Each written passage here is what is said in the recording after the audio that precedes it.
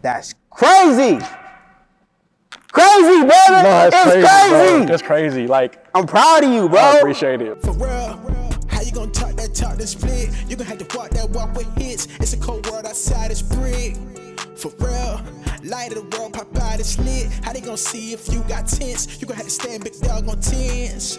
Tens, not just 5 or 10s.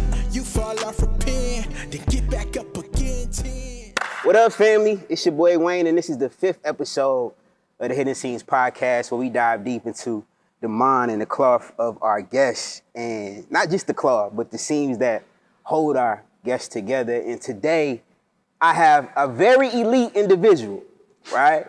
I have perseverance personified. I got a man of true endurance. I got a man who is 25 years old. Quarter century. In college. I'm 27, y'all. I've been graduated since 2018. This man is an OG, a legit OG on his campus, on his team. None other than the amazing, the stylish, the suave Brevin Galloway. How you feeling today, man? I'm good, man. I'm happy to finally do something with you, man. It's been a minute. It's been a minute, brother. Been looking at your stuff since high school, so I'm excited. Hey, bro, I'm honored, bro. Hey, for real, this man is doing things that I would challenge men outside of college to do. In the sense of, he is already committed to one woman. My boy is a fiancé. Yes, sir. You know what I'm saying? He's already set up the a ring life. on. I got the ring on. Hey, the ring is crazy. Got the ring on. Hey, I'm comparing my joint to yours. Like, I need a new joint, bro. But bro, talk to me about being 25. You're ancient. You're an OG. It's ancient. You're a grandpa on a team with a bunch of kids. Right. Yo, how has it been to have your sons play with you? I got kids now. Hey, you got kids, bro. You raising them while you playing with them, dog. Now, how's it been being an OG, bro? It's been a great feeling. Just to kind of have that respect off rip, just walking in the locker room. Yeah. That's a good feeling always, not having to really work for it. For sure. But yeah, just to be able to just walk in and give insight any way that I can, especially for a new team that I'm on. They obviously know this, my journey and my story. Yeah. So they ask me a lot of questions, and I'm able to just help them any way I can. So whether it be on the court or off the court. Yeah. I prefer off the court, just because I feel like that's the best part of like meeting people, the relationships, and building that. So yeah, I mean, I love it. I love it. I love being the guy people can trust and talk to. I feel like that's one of my best traits. So definitely gonna keep doing that for sure. Nah, that's fire, bro. And you're not too far away from like your home. Like you grew up, what, Anderson? Yeah, it's 15 minutes from here. Yep. You went to Seneca High School before. You transferred to Seneca High School. Yeah, transferred. Yep. From T.O. Hanna. I said I wasn't gonna ask you this, but talk about the reason that you left T.L. Hanna to go to Seneca, bro. Oh, specifically basketball purposes. I feel like T.L. Hanna ain't prioritized basketball. Yeah. And the head coach at Seneca, and obviously the point guard at Seneca, Xavier Barmar, I was close with. I played AAU with him. Yeah. He's playing overseas right now, right? Yeah. So they told me, they were just like, we're gonna go to, like, and for the summer, we're gonna go to a whole bunch of basketball camps, team camps. We're gonna play. We're gonna compete. And obviously we'll have a great chance to win state. And I was like, why not for my last year of school? Might as well go have fun with my boy. And so we made that move to Seneca, and it was probably my best year of high school ball. I enjoyed it. All those memories, that's crazy. And you said like in multiple interviews that you weren't highly recruited, right? But you did get an offer from Harvard. Yeah. Is that correct? I did have some offers like that, yeah. Why did you turn down Harvard, bro? I mean, I know it's not a really good basketball school, right, you know what I'm saying? But the academic, it's well respected in the basketball world, but academically, as like I said, a 17-year-old, 18-year-old kid, it's like, I don't know if I want to put myself in that position. For sure. I don't know if I want to put myself in that position, and it was a little bit too far from home. I wanted to be somewhat close, which is why I picked Charleston, but at the same time, I was like, Harvard is nice. It would be a great experience, but I don't know if that's for me all the way. I mean, because you are an intelligent individual. That's why I asked. Like, your IQ got to be like 205, 250, 300. You know what I'm saying? By the way you are able to articulate yourself. Yeah, I don't know if my IQ is like that, but I feel like I can definitely, find a way to fit in and, maneuver in situations, but I don't know if my IQ that high.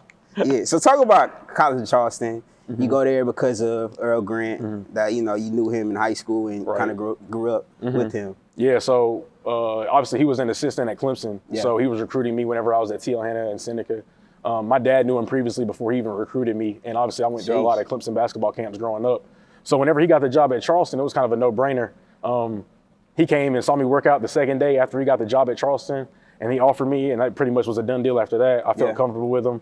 Obviously, he's like a second father figure to me, so I was like, might as well just trust him and take that leap, take that drive to Charleston. Yeah. Obviously, Charleston's a lovely place to be for 4 or 5 years for free. Man. Yeah. And so I couldn't turn that opportunity down. For sure. And you get there and you have to redshirt your freshman year. Yeah, that was the initial plan. Me and Zep Jasper, who's at Auburn now, we were supposed to go to prep school together, but somebody transferred and opened up a scholarship, so I was able to come in redshirt for my first year of school. Yeah. So that was planned. That wasn't like I was shocked by that or going into it like thinking I was going to play. That was planned already. So I just wanted to be on campus and just not be at prep school. Zep told me he was in Boston miserable. I was like, yeah, bro, I know what that feels like, being in Boston miserable now, though. I got my year of that.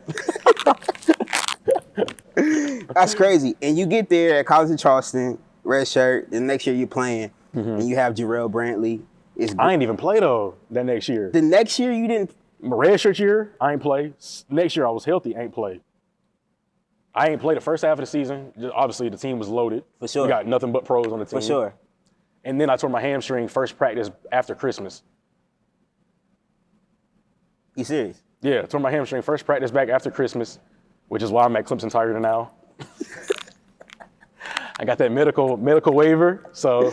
Yo, so that was the thing that, well, after you finished your season with Boston College, that was the season that kind of gave you that ability to come here to Clemson. Yep, because I had the COVID year when I tore my ACL, which didn't count. And then I had that medical year whenever I tore my hamstring. Yo, it's crazy how we question God when things go bad. But, like, look how your situation just flipped all the way over, bro. It was like, I can't even put into words. Like, I get emotional and, like, thinking about how my life changed overnight. Because I was in Boston, miserable, down bad, broke, depressed, lonely. Like, and then 3 weeks later, boom, I'm back home. Yeah. Most money I ever had, nicest apartment I've ever lived in. Yeah. Most clothes, jewelry, everything. And I'm just like, bro, it's insane what happened whenever you really don't give up and just keep going. Like, it can flip like that. Like, Drill always told me that. Drill was just like, hey, today could be the day. Yeah. He's like, today could be the day. And that's kind of what, like, keep me going every day. He be talking that talk, bro. Like, dude, he know whenever he get in that preacher mode, I laugh at him because he be too serious sometimes. But, hey, he know what he's saying, though. Yeah. That man be talking that talk. I mean, talk more in depth about, you know, those tough times, those dark times. You experience, you know, some of the roughest seasons that any college athlete or athlete, period, could ever experience. Kind of take us deep inside of what that felt like. Yeah, so I'll pretty much just set the whole story up. So Charleston, going into my senior year, obviously I played behind Jarrell, Grant Riller, Joe Shealy, all those pros. So it was finally my time to shine. So obviously my first 4 games, I felt like I was playing at a high level. I was averaging around 15, 16 points a game. Went to North Carolina, had a great game on the road there. Had my career high against Marshall. We played South Carolina State, first 5 minutes, 13 points. I'm like, I'm finna break the school record tonight. Next play, split the double team, leg snapped. I'm like, everything I worked for just gone. And I knew what it was immediately. As soon as I landed, I was like, I couldn't feel it. From hip down, it was numb. Yeah. I was like, dang, so I'm be in school for another year. Obviously, season ends, COVID. That was a COVID year. Everything happened. Season ends. I go have my end of the year meeting with Coach Grant. 2 days later, I wake up from a nap, I had like 86 messages. Coach Grant going to Boston College. I'm like, dang, my whole life about to change. I didn't know what I was going to do. I didn't know what direction I was going in. Yeah. Originally, I told him I wasn't going to go with him. I said, I'm just going to see what other options I got. I had other schools wanting me. It was a Saturday morning. I was supposed to shoot at 9 o'clock. I ended up shooting at 11.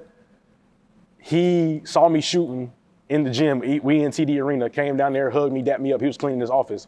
And I told him, I said, I'm coming with you to Boston. Like, got to make it. Like, I knew I could trust him, especially with me coming off an ACL injury. It's a big-time injury. Facts. I wanted somebody that was going to have my best interest and, like, somebody that I could trust.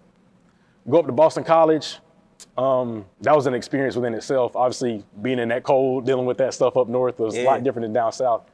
So I got up there, started off smooth. I was able to kind of go through my little rehab process. I obviously gained a whole lot of weight. I was like 260, 263 going into Boston College. Sheesh. So when I got there, you know, people making fun of me. I had the little boobs, you know what I'm saying? Had the bad look. I ain't look the best. I ain't have a lot of confidence in myself. For sure. But, you know, that was just the next phase of my life. I felt like what I had to fight through. So I get to Boston College, first scrimmage. We scrimmaged Marquette, tweaked my knee a little bit. I didn't think much of it. 2 weeks later comes, first game against Dartmouth, tear my meniscus. So I'm like, dang, man, again? Like, I feel like I was just getting back healthy. Tear my meniscus, go down, and then kind of the rest of the year is kind of just trying to just fight through it. Yeah. Fight through the rest of the year. And this is where it gets crazy. Like, this is where it gets crazy. So Brooklyn hits, March hits.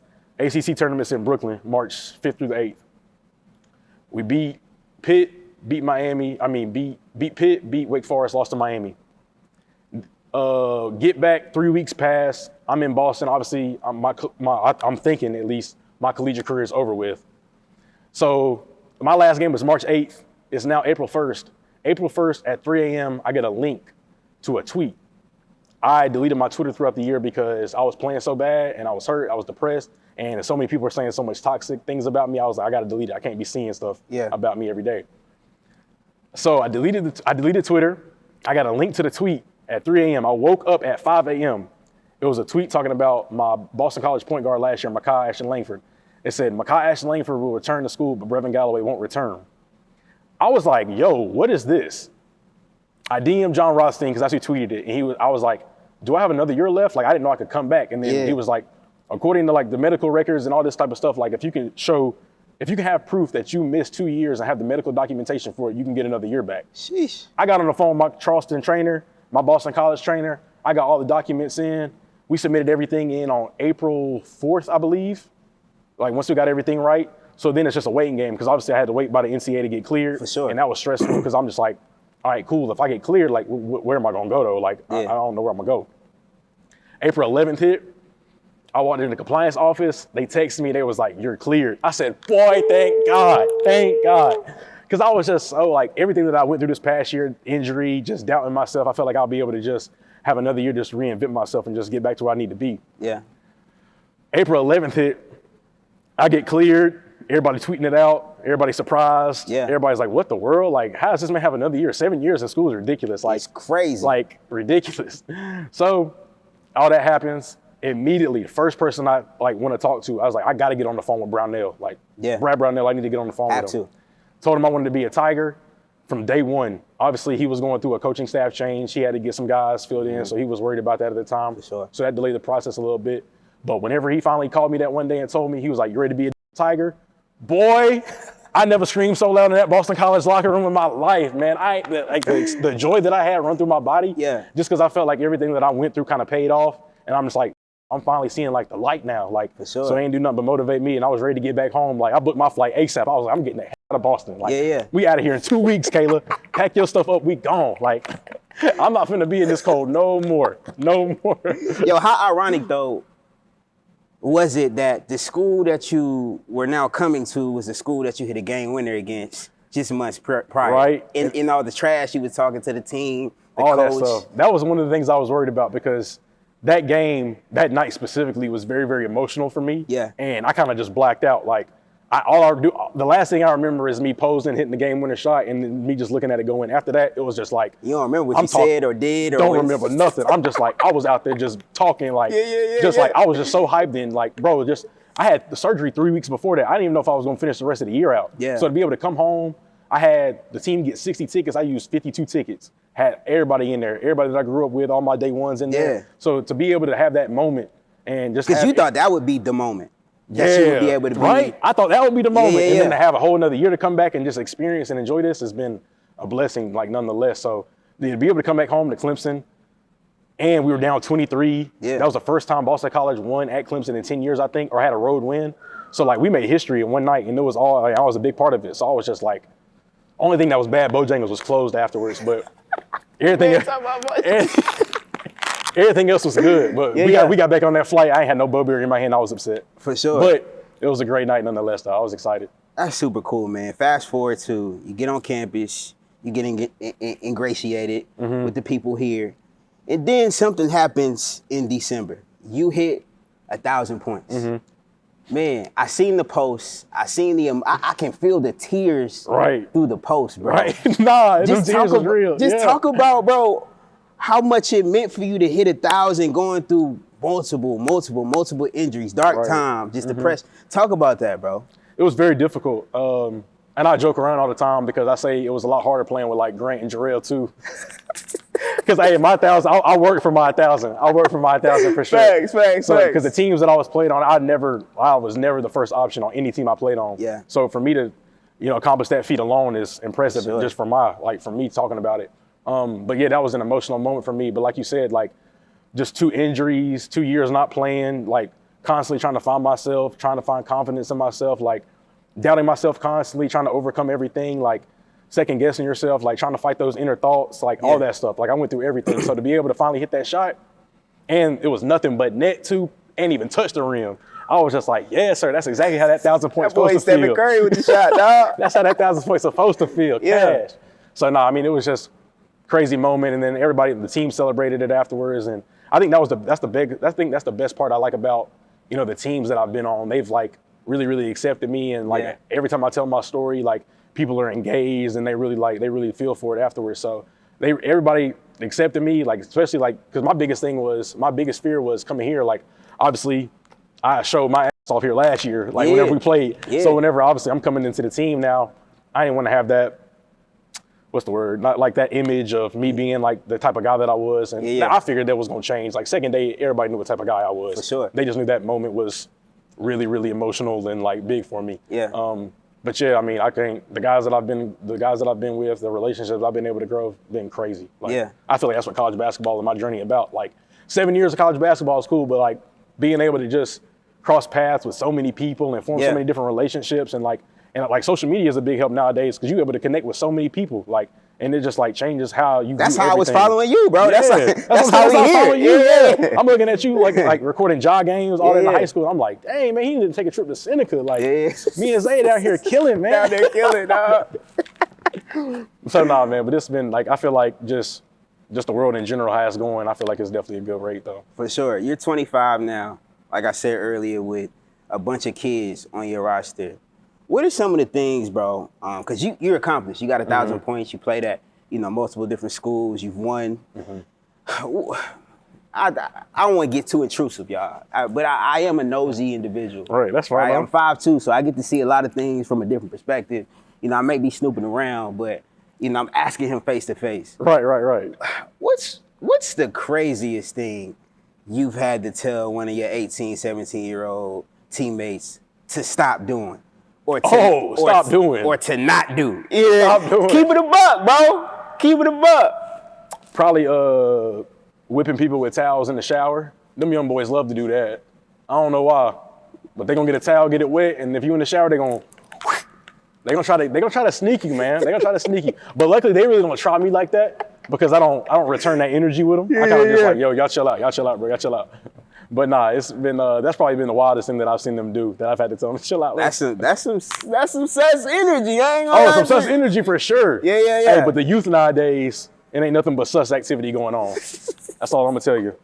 All right. Sus activity. I asked you that about them. What is like I said, I'm nosy, y'all. So I just driving up here, I was just thinking like, Brevin, he's been in college 7 years. He hasn't always been this mature man. Right. What is the craziest thing you've done that you've learned from and now low-key regret that you can share? Right, like you got NIL deals and stuff. Oh yeah, but the thing about it is everybody that know me, like, I'm not even lying to you, bro. Like I may have been out, in my whole 7 years, I may have been out 8 total weekends.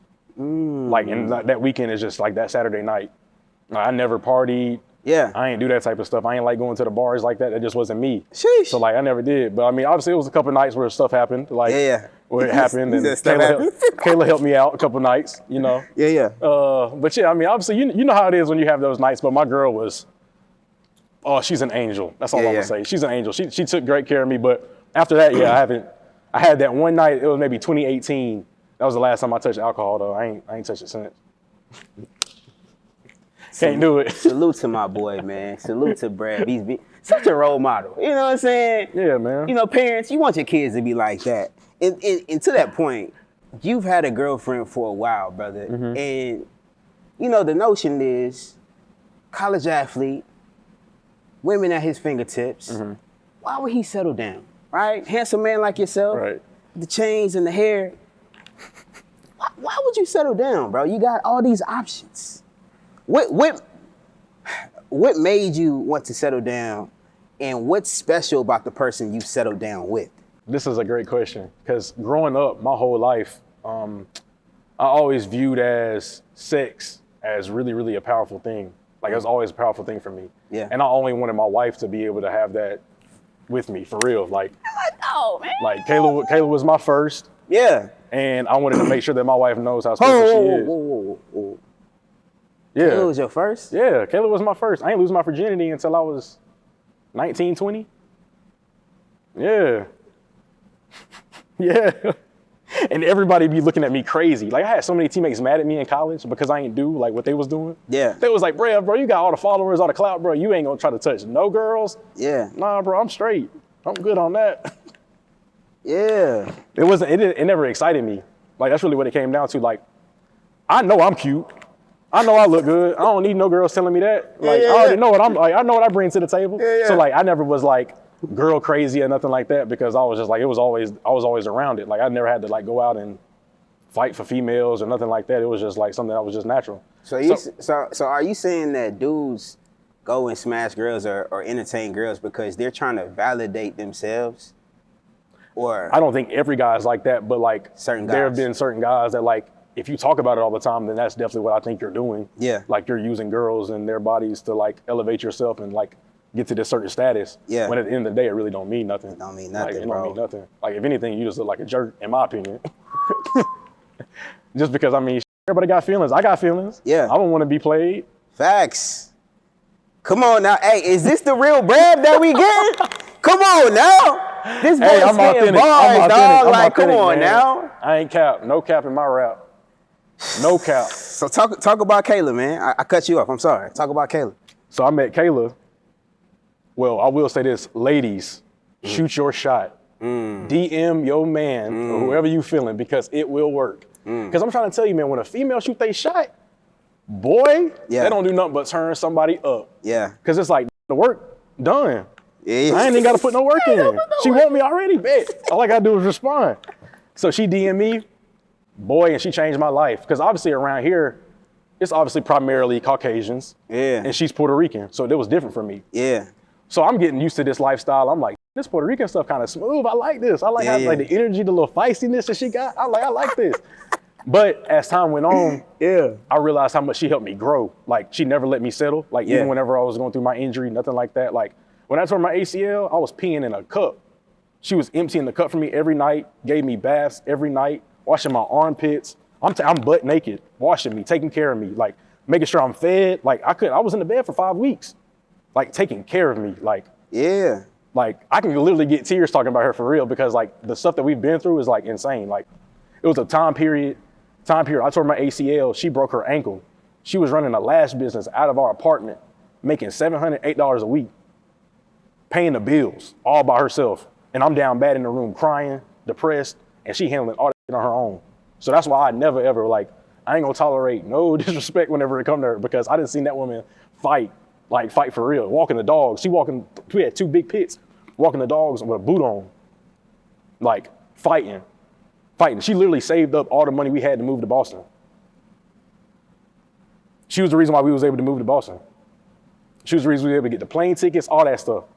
So like, that's what I'm saying. Like, whenever you got a real one, bro, like, and obviously it took me a minute to mature because I had like childish ways and stuff like that whenever I was growing up. Yeah. But once I got with her and once like we connected and once we was on the same page, because like she was the reason I'm able to communicate so well now. Like, just being with her, being able to talk to her and vent, like she asked me how I feel, like she asked me like how I'm doing, and she makes me like, she's gonna force me to talk. And like when I talk after that, like the relief that I get from it is ridiculous. I'm just like, bro, like she's my therapist. Like she's literally everything to me, like therapist, wife, girl, like everything, like whatever you want to think. Like, that's what she is. Special. That's all I'm gonna say, just special.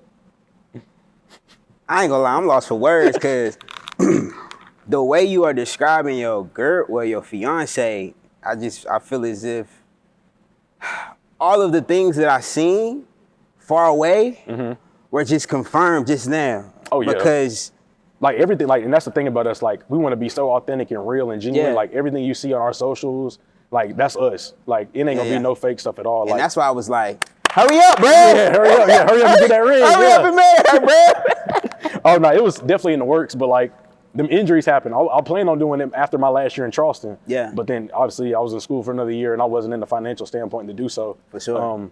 But yeah, I moved back home, got that bread right, and that was the first thing I did. As soon as I got that bread, I said, let me go ahead and get this ring for this girl. For sure, man. Kayla, shout out to you. You are an amazing woman. Hey, women, Definitely. take notes, right? You want to be a part of a college athlete's life? Take notes. I'm not saying that you it's got to gonna be work. mentally tough too.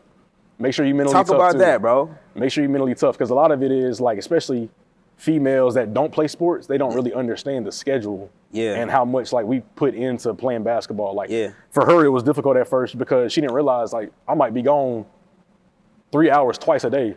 Like 3 hours, I might be at practice for 3 hours, come back, cool, and I'm going for another 3 hours. There's always something going on. So like we both had to get like, and that's where the communication part picked up at because we had to communicate and both be on the same page with everything because obviously it's different because like, for example, we share a car. So like she might need to know something at a specific time and I got practice at 3. So yeah, you need to drop me off at 1:30 to 1:15. Yeah. So we make sure we're on the same page. So like that's the type of stuff it was, just like learning stuff like that. And I wish she was able to talk here today because boy, she would give so much light. Yeah. But that's how it is. Just like, I mean, it's difficult to say for every relationship, but like just being mentally tough from a female's perspective and like understanding like what they're going through. Because like the biggest thing is like, and this is funny to say because we talk about it all the time, but like if I'm practicing for 4 hours, the last thing I want to do is come home and go to the mall and walk around, bro. Facts. Like that's the last thing I want to do. And then when I got an off day, I don't want to just like, I want to chill. Or go take a trip. Hey, babe, let's go take a trip somewhere. But me, I be wanting to chill though. Like I don't even want to leave the crib. So like she'll be wanting like, let's do something today. And I'm just like, this is my only day off. Yeah. Like I got to go right back to the gym tomorrow and practice twice a day. Like I'm not trying to do nothing today. So like that's the type of stuff that like, you got to deal with for like, I feel like I was dealing with athletes and stuff like that. Yeah. It ain't really nothing crazy, but it's just like. They tired all the time. Yeah, they tired all the time. And it can be aggravating from like your perspective if like, he finally got a day off. Oh, he don't want to do nothing with me though. It's not like that. Yeah. It's like, I'm tired. I literally got to go to war every day for my life. Hey, mind hurt, body hurt. Yeah, everything hurt. Everything hurt. That's crazy, man. And you talked about getting in a better financial position. Man, this NIL thing is crazy to think that when you came in 7 years ago, there was no mentioning of an NIL deal. Now you've been able to endure some storms and get rewarded for being a person of longevity. Man, talk about, because I seen Amazon, I seen Insomnia Cookies, I seen Crocs. Yeah, man, we've been running it up. Hey, bro. Talk about this experience. Hey, Shop Gold, man. Shop Gold, you know what I'm saying? Hey, Shop Gold, your boy. Come on now. Just talk about. Dang, my chain got caught. Uh-oh. We good now. Okay, we good? We good? Okay. But yeah, so obviously the rule passed July 1st, 2021. And whenever I was at Boston College, and at first I was just deeming a whole bunch of companies, just trying to figure out how to get my feet in. I got with an agent, Mike Raymond out of Miami, changed my life. Yeah. He immediately put me on. Like one of my first deals was a Mercedes deal, like off rip. Like all I did was go test drive one of their solar powered cars. I was just like the face of the little like meet and greet event in Boston. For sure. Like that type of stuff. He got me deals with Amazon, Crocs, Insomnia Cookies, Shop Gold. Shop Gold was my favorite one just because the jewelry always, I'm hitting. Jewelry gonna be iced out. I'm gonna be iced out. So like I was able to just walk into a great situation. And like you said, I felt like I was just rewarded for everything. Like all the pain, all the injuries, all the dark moments that I had the past 6 years. Like I'm able to walk around now, do what I want, eat what I want, wear what I want. And it's just a different feeling. Like I don't have that little stress that like, what's the word?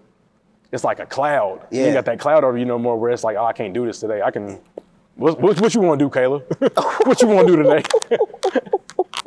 Like we can do that. That boy bag was like this. Now it's like this. You feel me? But like I'm happy I went through all that because like it don't do nothing but just make me so grateful for it because I know what it feels like to be down bad. I know what it feels like to be broke, not be able to eat. Like I know what it feels like.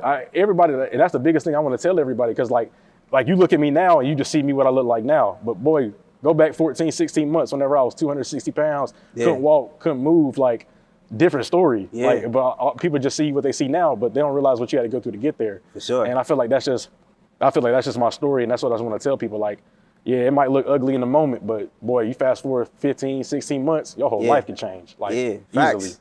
Just like that J. Cole quote. That J. Cole quote, you know what he say? Yeah, facts, bro. Man, the NIL evaluation, however you say it. I was on there today. You know, I'm being very nosy. You know, I'm meeting with Brevin Galloway. I want to see the value. I want to see the that ain't nosy, that's research. That's research. Yeah, that's right? research. That's research. If you can, we can skip this, right? But which one of your NIL deals is your favorite, right? Or if you can, talk through kind of each of them and what they include, or specifically Shop Gold. You got how does an NIL deal with Shop Gold actually work? Got you. So my agent will hit me up. My agent is the middleman, obviously. So my agent is in contact with Shop Gold. They'll pretty much just come up with a plan. It might be like a certain amount of posts per month, and then in exchange for that, I'll get paid, and then I'll get jewelry. So obviously the contract gets sent over. So like for the last 6 months. So hold up, you get paid and you get jewelry? Yeah, I get paid and I get jewelry. 6-month deal. My bad, keep going. So I got a 6-month deal with them that just ended this month actually because I signed it back in June. So the 6-month deal was 2 posts per month, 2 TikToks a month. Yeah. And then I was able to get, obviously I got paid a good bit. For sure. And then I was able to get some jewelry, like a certain amount a month in jewelry. For sure. So that's how the Shop Gold deal worked. Okay. Which is obviously love because I'm able to get jewelry every month and I'm able to keep exchanging and keep adding layers. What are all the pieces you had? I see you got that, you got the ring, you got... Yeah, I got a little bit of everything. I got probably I at least got about 7 or 8 chains. Did you get your girl a ring from Shop Gold? No, I didn't get it from Shop Gold. I didn't get it from Shop Gold. I had to go big time with that one. Yeah. But yeah. So like everything, I got probably about like 7 or 8 chains, probably about 3 or 4 bracelets, 1 ring. But yeah, I mean, I pretty much just rotate them. And like, I like my pendants. I like my big pendants. For sure. But yeah, I mean, I kind of just had to just try to have fun with it and just whatever I feel like is me, that's what I'm gonna go for. Nah, for sure. Talk about the Crocs joint. I know that was like, I just got my first pair of Crocs. I was anti-Crocs. I thought like they ugly, but they comfortable. You know what I'm saying? They ugly, but they comfortable.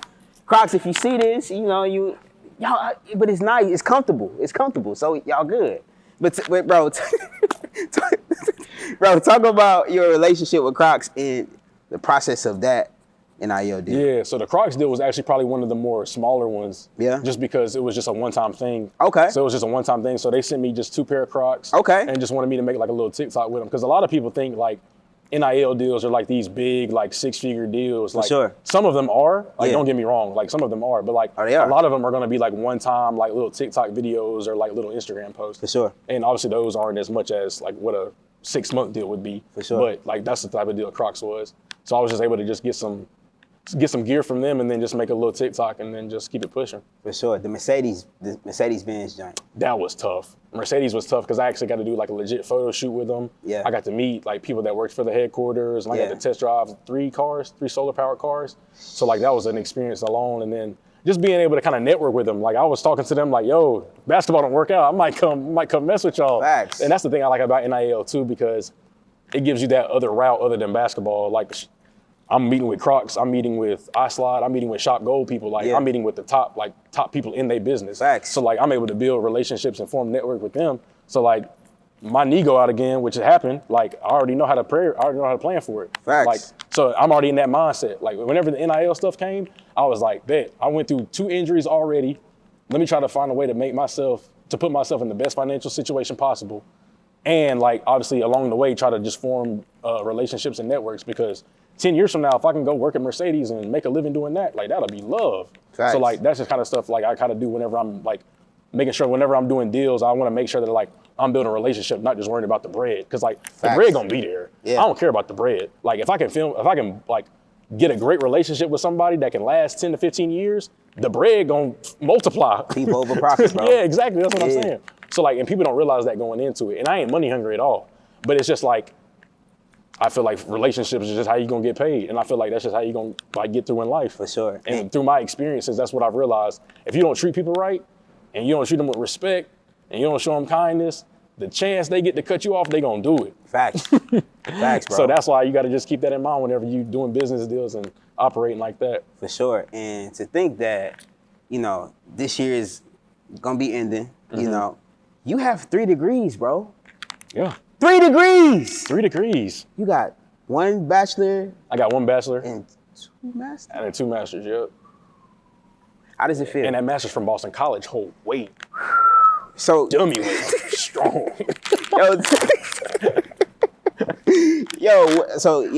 What's your bachelor's in? What's your I master's got my in? bachelor's from the College of Charleston in psychology.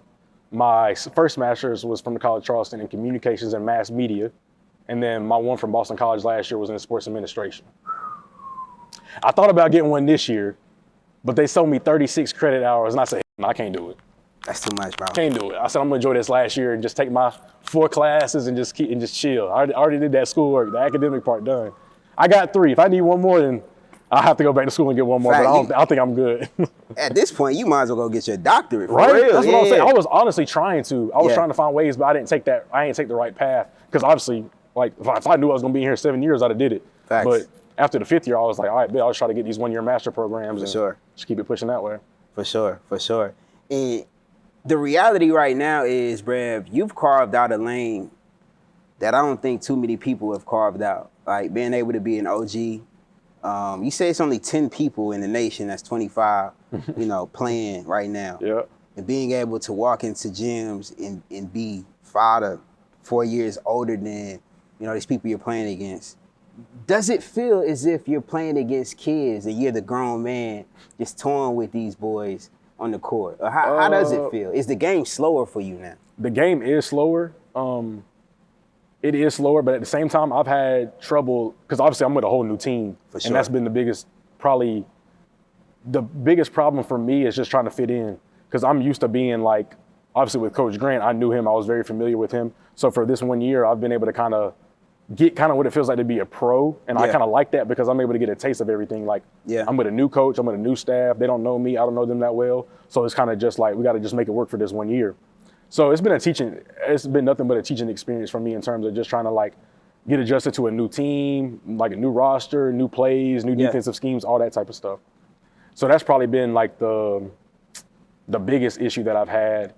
And then like when it comes to on the court, it moves slower whenever I'm in the game, but at the same time, it's still basketball. Like it's still a fast-paced, up and down game. And like, obviously me coming off my injury and stuff like that, I'm not where I want to be physically yet. Yeah. In terms of like 100%. Where are you at? I'd probably say I'm 85, 90. Okay. I'm still like just trying to get back to being able to jump again. Like I still don't have that full explosiveness. For sure. And I've been dealing with this knee for 2 years now. So just been trying to just fight with that.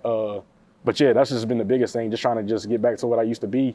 But yeah, I'm slowly making appearances and I'm slowly getting that I'm getting back to the old Brev. So that's why I can't wait see how this next 3 months go, because I think it's gonna get ugly for him. I've been seeing you move, I've been seeing you shoot, I've been seeing you point, lead. It's been amazing, bro. And going forward, really my expectations are, it's really for you to be who you were before, but times 2 because of the experience. Right. So when you get 100%, we don't know what that Brev looks like because that Brev, he doesn't exist yet. Right. You know what I'm saying? Like that Brev was around for like 3 games in Charleston. Right. And that's what I hate, because it's like, dang, man. And that Brev is not that Brev though. Because that Brev got more experience, bro. And that Brev, the crazy thing is that Brev at Charleston, I was playing at 240. I'm 205 now. So that's what I'm saying. If I can ever just get this body right again, like it's gonna be ugly for him. And it's coming though. Yeah. It's coming for sure. Like right now, we seeing what it's like, but 3-4 months from now, it's gonna happen. Especially that first pro year. Oh yeah. Yeah. It's gonna be ugly for him because I'm gonna be able to really like get my legs underneath me. Because a lot of people don't realize how difficult it is coming off injuries. Like people think, okay, you tear your ACL, 8 months, you back. No. It's been 2 years for me, and I tore my meniscus twice. Like it's ongoing. What's the biggest thing, bro? Because low-key, I got a little knee trouble right here in my left knee, you know what I'm saying? You know what I'm saying? If my knee wasn't hurting, I would have asked Brad to play one-on-one. Even though he got 2 today, I might have would have took advantage of, you know what I'm saying, and 7-0'd him, low-key. 7-0'd him, that's crazy. Here's the thing, though. I'm at least hit 1 shot, though. Hey, all jumpers from 3, he gonna lay off. He gonna say, he can't shoot. By that time, he realized it's over. But with that... hey, that's exactly what happened. Hey, you had that. I'm just dreaming.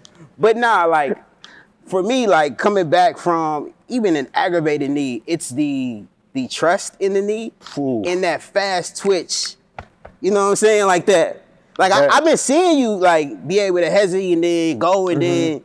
But what's the biggest thing that you desire out of your knees that they're not necessarily giving you? and that's the biggest thing. Like, I don't know if it's physical or mental now. Yeah. Like, that's just been the toughest thing I've been having to like try to decide between. Like, cause some days I'll wake up, it'll be sore as hell. Yeah. And it'll be really, really rough to walk and like obviously straighten it out and bend it. But then I got some days when it's just like, boy, we feel good today. Yeah. Like, I don't know what it is. So like, I think initially whenever we got back from France and I kind of was dealing with it still, it was a lot more physical, but now I think it's a lot more mental. But like at the same time, I don't know. Like I'm still going to rehab every day, still doing my therapy and stuff like that. Yeah. But yeah, it's just kind of just like, I don't know what it is. And but at the same time, though, like as like 2 years went by, and obviously I'm still dealing with it, but like I've gotten so much better in 2 years. For sure. So like I'm just like I said, day by day. For sure. Like tomorrow could be the day whenever it just clear up. So for sure. I'm gonna keep attacking at it and keep going because I know at the end of the day I'm gonna make it. Like I ain't worried about it. If I keep fighting, I'm gonna make it. Only way you lose is if you quit. The only way you lose is if you quit. I'm fully convinced of that. Yeah. I ain't quit, and I'm winning now, so I'm gonna keep going. You gonna make it. What is making it look like for Brevin Galloway 5 years, 10 years down the line? What does that look like? What does success in life look like for you? That's a great question. I guess, everything that I've been through over the past 5-6 years and dealing with everything, I just want to be happy. It's the biggest thing. Like, I want to wake up, look at Kayla, look at my dogs, and just smile. That's what I want to be able to do every day. Look at the kids. Hey, the kid's on the way. The kid's on the way for sure. We got to have a conversation about that. Hold on. When you say on the way, bro, you got to clarify, bro. I'm saying not pregnant. She's not pregnant right now, but they on the way. They in the talks. Yeah. They in the talks. But, it's just like, I just want to be happy, man. Like, waking up some days over the past 3-4 years, just looking at myself in the mirror, not being able to just feel happy and just like I just wasn't happy with myself. I ain't have no confidence. I was at my lowest. Yeah. I was suicidal. Like all that stuff happened. So like just being able to wake up and just have a clear mind, that's all I want. I don't care where I'm at. I don't care what I'm doing. Like as long as I'm able to wake up with that clear conscience and just look at my girl, look at my kids, look at my dogs and just be happy and just be at peace, that's all I can want.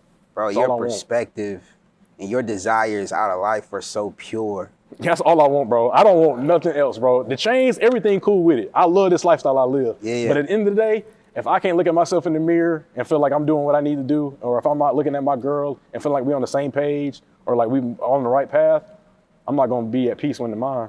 So that's what it comes down to. If I ain't got that peace up here, bro, it's done for. Cause all them nights, all them days, whenever I've just been like cloudy in my own head, I can't live like that no more. I refuse to let myself get back to that. Yeah. So like I'm in survival mode pretty much. Like I refuse to get back to that point where I felt like all I could do was eat McDonald's every day. Like all I was doing was eating. Like whenever I was depressed and down bad in Charleston, I would literally go to Bojangles for lunch, McDonald's for like Bojangles would be like my meal around 12. McDonald's around like 4, and then around like 8, 9, I'm gonna DoorDash Checkers, and then I'm gonna get Krispy Kreme after that. Bro. Disgusting. But bro, I was just in bed, just down bad, just in my feelings, just upset, just lonely, upset at the world. I didn't know how else to grieve. Yeah. So all I did was eat. Yeah. And then that's just how I do it. But like once I got healthy and once I got back to my weight, I was just like, I will never ever let myself get to that lowest point ever again. For sure. So like now every day I'm just like, I'm trying to make the best decisions possible to make sure I don't ever get to that point. For sure. And talk about the key that low-key unlocked the door as well when Coach Earl Grant, suggested a therapist and you were able to go in and talk to them. Oh yeah. How important was that? Therapy was big, man. Just to be able to go in and vent and just be able to just get your emotions out and express everything. Yeah. That's really why I'm standing today. Like being able to go to talk to my therapist that I had at Boston College, like just to be able to go in there and just talk and just be able to cry, be able to scream, yell, do whatever you want, however you want to express yourself and not be judged for it was eye-opening for me because I've never been in a situation like that. Every time I always voiced myself or gave my opinion, I always got some type of backlash. But to be able to go in there and have no bias, no opinion, and she just listen, it changed my life. And I recommend therapy to anybody that need it, anybody that want to go in there and talk. I definitely recommend it because it was extremely helpful and one of the main reasons why I'm still standing today. Because like those sessions that I have, like that girl, I will remember her for the rest of my life because she helped me literally get from my lowest point to where I am now. Yeah. So like, I'm always look at therapy as a positive thing just because of that. For sure, and I commend you because we just lost one of the best entertainers in our, you know, in our era, Twitch. And I know mental health is real. So, bro, I just want to commend you for speaking about it, being open, and like letting us see your wounds, bro, because your wounds show us the survival scars. And how you've been able to progress forward, bro. It ain't even mental health, because I ain't believe in it. Like, honestly, like 2018, it was my junior year, I think, at Charleston. Yeah. And I started feeling weird. I was just like, my mind was weird, this and that. And Kayla was trying to help me out. She was just like, maybe, I don't know what it is. Like, maybe, I don't know. We didn't know what it was. Yeah. Because I didn't believe in it. I didn't know what it was at the time. A year later, I'm like, it was whenever I tore my ACL. I'm like, dang, bro, it's hitting me harder than ever. Then next thing you know, like, me and Kayla started talking about it. And then obviously we started like looking at like symptoms and all this type of stuff. And we're like, dang, like I might be depressed for real. Like I didn't want to leave the bed. I didn't want to talk. I didn't want to eat. I didn't want to do nothing. All I wanted to do was just be angry. So we just got to the point where it was just like, dang, like we got to find some kind of way to get better. And until I got to Boston College and really realized what I had went through, because I didn't really understand anything I went through until I got out of the situation. Yeah. And once I got out of the situation and once I got in Boston, I was in my room crying because I'm just like, yo, I really went through so much stuff and I ain't have no help. I went through that and I have no help whatsoever. So like going through all that with no help, I was like, I got to make sure I get help. And going to Boston College it cleared my mental. And I kind of needed a way to get up. I probably needed to get away from home, but it was just a way for me to get up there, find myself really again. And that's how I looked at it. I was like, I'm here in Boston for 1 year. It was supposed to be my last year of school, but I'm here for 1 year. Let me go find myself and try to make the best out of it. Because in my head, I was just like, that was my last year of school. So, and I was going through injuries and I was down bad the whole time. So I was just trying to find the best way to just have a positive ending. For sure. Any kind of way I could have a positive ending, that's what I was going for. So. For sure. Man, shout out to Earl Grant, man. OG dark-skinned legend. You know what I'm saying? I don't know you guys. I don't want to disrespect, but... Oh, my God. OG dark-skinned legend. OG dark-skinned legend recruited another legend, Brevin Galloway. Bro, you have been nothing but helpful. You've added so much value. You've been transparent and open.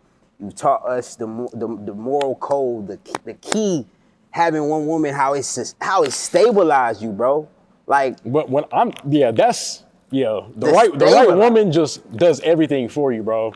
Like it ain't nothing like coming home just like breakfast, the bed made up. Yeah. Like everything is just good. I'm just like, man. Hey, you don't want to elope and go ahead and just get married, bro? Like, you know what I'm saying? I'll do the way. We definitely doing something quick, probably. We got to, because if I go overseas, we got to be married. Facts. Got to be married. So luckily that was already in the plans anyways. Yeah. But yeah, nah, it's been. But like you said though, like it's funny because like you mentioned earlier, like you were DMing me the whole time about our relationship, talking about everything. Hey, bro, when you gonna do it, brother? When you gonna do it? And I was like, I gotta get that money right first. Yeah. But nah, man, having that right woman is, can't beat it. For sure. Cannot beat it. For sure. Well, man, I don't know too much else I can be nosy and really interrogate him about, but I do want to give you an opportunity to say any last words, anything that you desperately want the audience to know. Yeah, I guess the biggest thing for all the athletes specifically in terms of like just hooping, just stay with it. I wasn't highly recruited, and especially nowadays with social media, a lot of people compare themselves. That's the biggest thing. That's when it comes down to who got this, especially now with NIL offers, it's gonna be crazy. Yeah. So like the biggest thing is just stay true to yourself, stay humble, and just make sure you know who you are, because that's all that matters. Like the right people gonna find you, and the right people always gonna mess with you. So that's what you really need to remember. All the extra stuff don't matter at the end of the day, because like you said, and like I said earlier, like all that matters is whenever you get home, you're gonna look yourself in the mirror, and if you're gonna be happy or not, that's on you.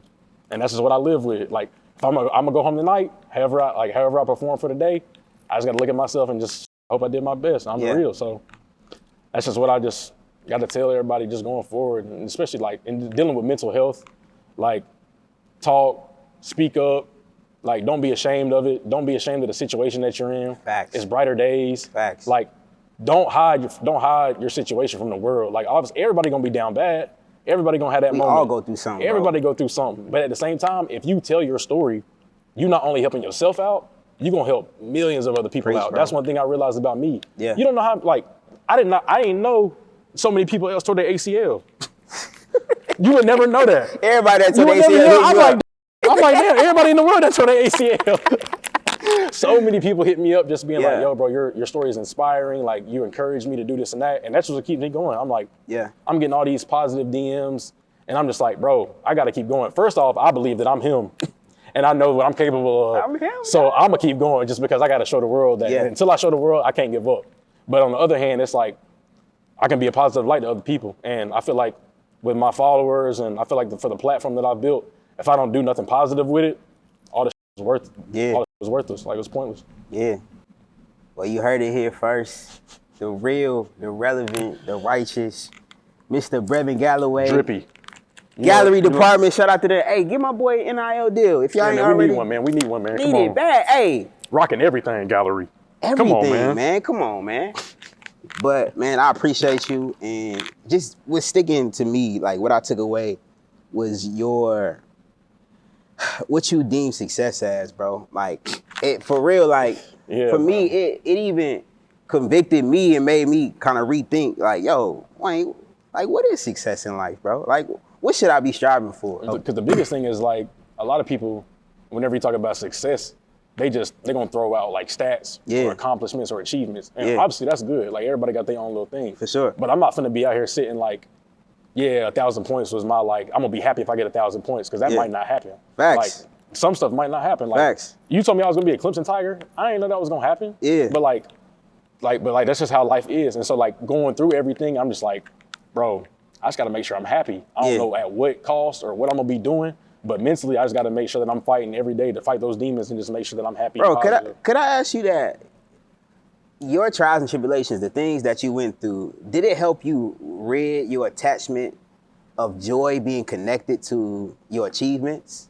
Like, because for a lot of... It actually took away from it, because all that stuff, like, was nothing to me. Yeah, I'm saying, like... Oh, yeah, it took it away, yeah. It took it away from it being attached. Oh, yeah. Like, 1,000 points, like, obviously it was a big deal, but, like, I wasn't, like, in that crib, like, yeah, we lit 1,000 points. Like, bro, how crucial is that? Because I know he's about to wrap up, but because he has a unique story. How crucial was it?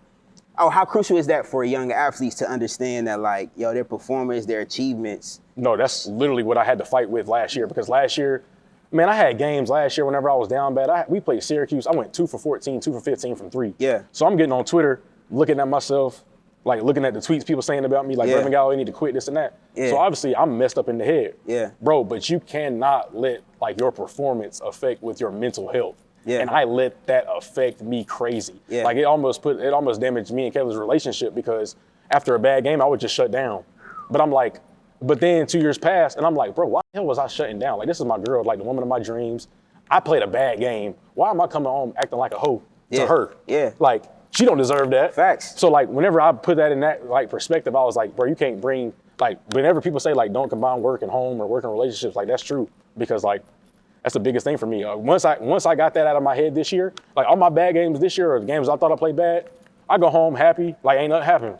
But, like, before, I was down bad, miserable. How do you do that? What is the tangible ways that me at Memphis State, this is how I thought about this. Okay. So give the game, bro. Yes, so this is how I thought about this. So obviously I've been in school for 7 years. Yeah. I was thinking about my best games and my worst games. Mm-hmm. You don't even know my best games, right? I knew the joint with Marshall, 27. Yeah, 27 But that's the only one though, right? It's kind of... I thought about that. So think about this. From a regular person's perspective, whenever they're viewing you, this is what I thought about. I was like, nobody else know about my bad games. Yeah. Like, it was 2 games this year, I scored 0 points. I was mad as after those games. Yeah. You don't know about them. I don't. So why should I be mad about it? Yeah. So that's why I started thinking about it. I was like, dang, even my best games nobody remember. So why should I be tripping about these good and bad games? Like, in my best game against Marshall, I felt like I was the king. Bro, after that, 2 days later, didn't nobody care about that? Like, life goes on, games continue. Like, you don't have a game in 2 days. That's the game people are gonna talk about. So whenever the game is over with, it's just like a reset, like automatic now. Like, it's just like, cool. We got NC State Friday, bet that don't go well. Cool. We got Virginia Tech on Wednesday, cool.